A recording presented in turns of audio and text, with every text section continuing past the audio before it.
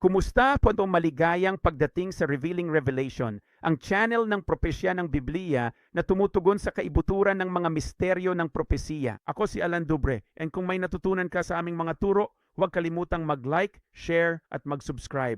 Tulungan mo kaming maabot ang pinakamalawak na lugar dahil ang mga hiwaga ay nabubunyag na. Talagang hindi ka panipaniwala. At bawat video at maiikling video sa channel na ito ay isinalin namin sa 10 karagdagang wika para makatulong. Mas marami tayong maaabot na pamilya, kaibigan, at mga tao sa buong mundo para mas mapadali ang pag-intindi nila sa sarili nilang mga wika. Kaya tandaan na ibahagi rin ang mga iyon. Ngayon ay tatalakayin natin ang isang bagay dito na lubos na kapanapanabik. At noon, hindi pa katagalan, nagturo tayo tungkol sa halimaw ng Pahayag Kabanata 17. Ngayon tandaan mo, kung hindi ko sasabihin kung anong kabanata ako kabilang, tumingin ka lang sa kanan. Ipinakita natin kung paano ang halimaw sa Apokalipsis 17, ang hiwagang ito ng nakaraan ay hindi na at aakyat sa kawalang hanggan. Hukay, mauunawaan ito kapag naunawaan mo ang paghahayag na ang katapusan ng mga araw ay hindi 7 taon, kundi isang panahon ng 14 na taon.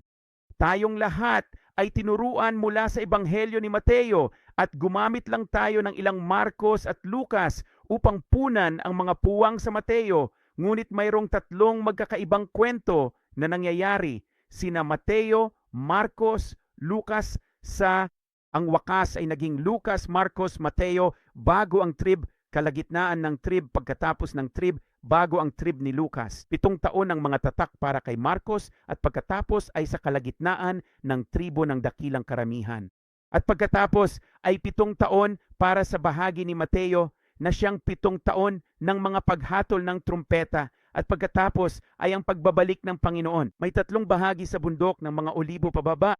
At ang nakikita natin dito at napag-usapan natin ilang video ang nakalipas ay ang misteryong ito ng pag-unawa sa nakaraan, sa wala at aahon mula sa walang hanggang hukay. Alam natin na ang was ay konektado sa 42 buwan na maghahari ang halimaw mula sa Apokalipsis Kabanata 13 kung mamarapatin ninyo ng kaunti kapag nabigyan na siya ng kanyang autoridad. Ngunit hindi pa ito sa simula ng kapighatian. Nasa bandang gitnang bahagi ng mga seal ito hanggang sa bandang dulo ng mga seal. At saka hindi siya dahil winasak siya ng Panginoon sa digmaan sa Ezekiel 39. Sa katapusan ng takdang panahon ng tatak, kaya wala siya sa unang kalahati ng mga paghatol ng trumpeta at pagkatapos ay aakyat mula sa walang hanggang hukay sa kalagitnaan ng mga trumpeta. Ngayon na ang mga lansangan ng lungsod at ang templo ay muling itinayo sa unang kalahati ng mga trumpeta. Si Satanas ay inihagis pababa at siya ay lumabas mula sa hukay at ang halimaw ay naroon bumalik sa eksena at patungo sa kapahamakan. Iyan ay 10 taon at kalahati na sa kapighatian at ito na ang kaniyang huling 2 kalahating taon. Nakalipas 3 at kalahating taon loob 14 taon. May turo tungkol diyan. Kung gusto mo itong pag-aralan pa ng kaunti, balikan mo lang ang ilang mga turo. Ito tinatawag dati, hindi ngayon aahon sa hukay walang hanggan. Pero ngayon, talakayin pa natin ng kaunti ang pagbubunyag kung sino ang halimaw na ito. Kapag tumungo tayo sa bersikulo 9, makinig kayong mabuti at narito ang isip na may karunungan. Ang 7 ulo ay 7 bundok na kinauupuan ng babae. Kaya sino ang halimaw? Sino-sino ang mga ito? Mga ulong nasa ibabaw ng halimaw, mga bundok ang mga iyon. Yan ang palatandaang dapat tandaan. Mga bundok ang mga ito. At sinasabi nito, at may 7 hari, 5 ang nabuwal, ang isa ay narito. Kaya 5 yan. Ang isa ay 6 yan. Ba't ang isa pa ay hindi pa dumarating? At pagdating niya, kailangan niyang magtagal ng kaunti. 7 yan. Ngayon, ang halimaw ba ng katapusan ng mga araw, ang siyang sanhi ng lahat ng kaguluhang ito, isa ba siya sa 7 iyon? Hindi. Pero isa siya sa mga bundok. Pakinggan ang sinasabi ngayon sa talata 11. At ang halimaw na naging at hindi na ngayon. Okay, kaya tinutukoy nito kung sino ang halimaw na ito. Ang siyang naging at hindi na ngayon. Siya nga ang 8 at kabilang sa 7 at patungo sa kapahamakan. Kaya ang halimaw sa pahayag 17 na siyang dating ay wala na. at aakyat sa kalaliman. Hindi siya isa sa 7. Siya ang ika-8, ngunit kabilang sa 7. Ngayon, ano siya? Siya ay isang hari, kinakatawan ng ano? Sa tabi ng isang bundok. Sa tabi ng isang bundok. At ito ay lubhang mahalagang maunawaan. Dumako tayo ngayon sa Daniel Kabanata 7. Daniel Kabanata 7 simula sa talata 3. At may 4 na malalaking hayop na umahon mula sa dagat na magkakaiba ang anyo. Ang una ay isang leon, ang pangalawa ay isang oso, at ang pangatlo ay isang leopardo. Ngayon, tingnan ang sinasabi ng pangapat. Nang ika-4 ay lalong kakilakilabot at totoong malakas na parang may malalaking ngiping bakal. Ito'y nananakmal at nagdudurog at niyuyurakan ng kaniyang mga paa ang nalabi. At ito ay naiiba sa lahat ng mga hayop na nauna rito. Ngayon, pakinggan mo ito. At mayroon itong 10 sungay. Okay? Ang 4 na halimaw na ito ay nag-ahon mula sa dagat. Ngunit ano ang alam natin tungkol sa halimaw sa pahayag 17? Alam namin na hindi niya makukuha ang kanyang kapangyarihan hanggang sa Apokalipsis 13 bilang ang umaahon mula sa dagat. Ngunit pakinggan ninyo pagdating niya, mayroon na siyang kontrol sa leopardo, may kontrol siya sa leon, at may kontrol sa oso. Siya ngayon ay inilalarawan bilang ang halimaw na katulad ng isang leopardo, isang oso, at isang leon. At ano ang mayroon ng halimaw na ito? 10 sungay. Ang halimaw ay may 10 sungay. Kaya kapag bumalik tayo sa Daniel Kabanata 7, makikita natin na naroon ang unang leon, oso, at leopardo. Kailan kaya magsisimula ang mga ganitong gawain sa mga huling araw? Sa unang kalahati ng mga tatak, ang humigit kumulang 3 o higit pang mga unang taon ng kapighatian ng mga tatak. Nangyari ang lahat ng ito noong 2 digmaang pandaigdig hanggang sa lumitaw ang halimaw sa pinangyarihan. Makukuha niya ang kaniyang kapangyarihan ngayon sa autoridad na iyon sa loob ng 42 buwan at siyang mamamahala sa leon, oso, at leopardo. At ano ang magiging kanya? 10 sungay. Ang ika-4 na halimaw na ito ay ang halimaw sa pahayag Kabanata 13 at siya ang halimaw sa pahayag Kabanata 17 na siyang bundok ng ika-8 sungay.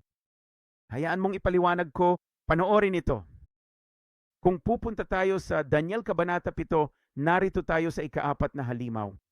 Ngayon, ang ika-4 na hayop, pakinggan ninyo ang sinasabi nito, mayroon ba siyang 10 sungay? Ang mga sungay na ito, gaya ng inilarawan sa salitang Hebreo na 7,162 ay mga sungay na tuwid ang tunog para lang silang mga tambuli para sa paghihip. Yun lang sila. Hindi sila mga bundok. Kita mo itong 10 na sungay na taglay ng halimaw na mababasa natin sa Apokalipsis 17 at Apokalipsis 13 na mababasa natin sa Daniel 7. Karaniwan lamang ang mga ito tulad ng mga sungay, maging ito man ay korneta, mga sungay o ano pa man ito para sa paghihip at paggawa ng tunog. Pero hindi nito natutulungan tayong maunawaan kung sino siya. Para dyan, handa ka na ba para dito? Pupunta tayo sa Daniel Kabanata 8. Tandaan ang paglalarawan ng halimaw na may 7 ulo at ang 8 ang siyang pangwakas na paglalarawan. Okay, ito na ang huli. Sino? Ay ang halimaw ng katapusan ng mga araw, ang noon, ngayon, at aahon mula sa hukay na walang hanggan. May kaugnayan ng mga ito sa mga bundok. Ngayon pakinggan natin ang Daniel Kabanata 8 at sinasabi niya sa atin, magsisimula tayo sa talata 3. Sinasabi nito, nang magkagayoy itinanaw ko ang aking mga mata at ako'y tumingin at narito, nakatayo sa harap ng ilog ang isang lalaking tupa na may 2 sungay. Ngayon, kapag nakita mo ito na may 2 sungay, kapag wala tayong Strong's Concordance sa ating mga kamay, tulad ng ginagawa natin sa programang ito, binabasa ito ng mga tao at naniniwala sila na ito ay mga sungay lamang na inilarawan sa ibang mga kabanata. Ano nga ba ang hinahanap natin? Hindi lang kami naghahanap ng mga tunog ng tambuli tulad ng 10 tambuli. Hinahanap namin ng bundok mula 7 hanggang ika-8 bundok na inilalarawan bilang mga ulo. Aba, handa ka na ba? Narito ang unang 2, Daniel 8, 3. Tingnan ang paglalarawan ng salita. Ito ang mga bundok, mga kapatid. At ilan ang ating matatagpuan? Sa Daniel 8, talata 3, nagsisimula sa dalawang sungay. Okay? Itong lalaking tupa, may dalawang sungay. Makikita mo ang lalaking bara sa talata 4, may dakilang kapangyarihan, patungo kanluran, hilaga, at patimog. Hanggang ano? Hanggang sa bersikulo 5 kapag dumating ang kambing na lalaki. At ang kambing na lalaki na ito ay may isang kapansin-pansing sungay na isa ring representasyon ng taluktok ng bundok. Kaya ngayon, pumunta na kami mula 2-3 na ngayon. At pagkatapos ay sumalungat si Ram. Makakalaban niya si Fury. At ano ang mangyayari? Nabali ang dalawang sungay ng lalaking tupa. Okay? Nabali ang dalawang sungay ng lalaking tupa. At pagkatapos ay pupunta tayo sa talata 8 at sinasabi nito, kaya't ang hego ay naging lubhang dakila at nang siya'y lumakas, ang malaking sungay ay nabali. Kaya ngayon ay 2 na at may pangatlo na dumating. Nasira ang 2. Isa ang natira. At ang pangatlo na iyon ay nasira na ngayon. At sa lugar nito ay lumitaw ang 4 na kapansin-pansing sungay. 4 pa ang lumitaw kapalit ng huling iyon. Kaya kinuha namin ang 2, dagdagan ng 1. Ayun 3, dagdagan ng 4.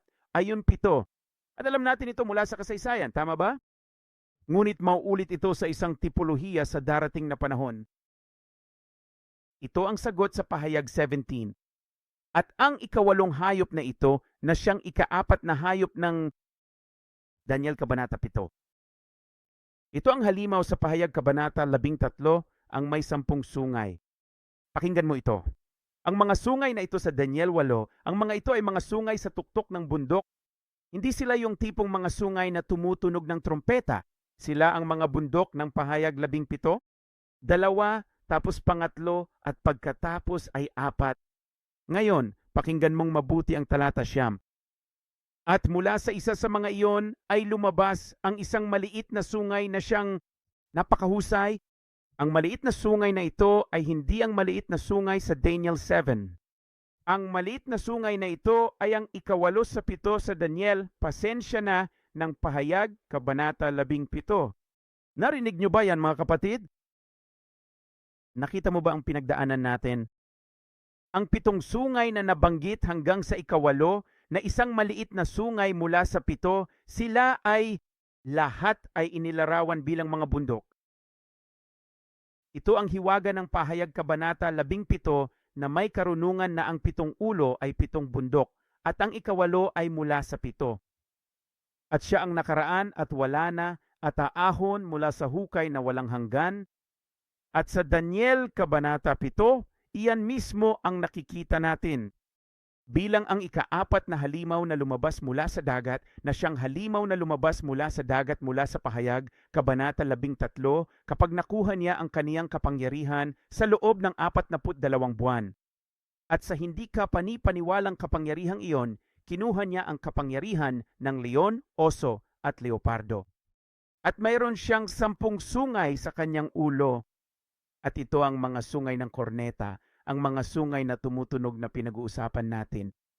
Alin ang 10 sa ibabaw ng ulo ng halimaw na siyang 8 ng pahayag 17, pahayag 13. Ito ang malalim na hiwaga sa karunungan ng 7 ulo na siyang 7 matatayog na bundok at ang 8 ay nagmula sa 7 na may sariling kahulugan. Ito ang pang-8 huling kabanata, ang hayop ng pahayag 13. At ang 17 na siyang nakaraan ay wala na at aahon mula sa kalaliman na siyang may 10 sungay, hindi mga bundok, kundi sa 8 bundok. Dalangin ko na pagpalain ka nito. Dalangin ko na palakasin ka nito. Hanapin mo. Pag-aralan mo ito para sa iyong sarili. Gamitin ang Strong's Concordance at mauunawaan mo kung sino ang 8 ng Apokalipsis, Kabanata 17. Pagpalain ka ng Diyos. Kakausapin kita agad. Paalam mo na.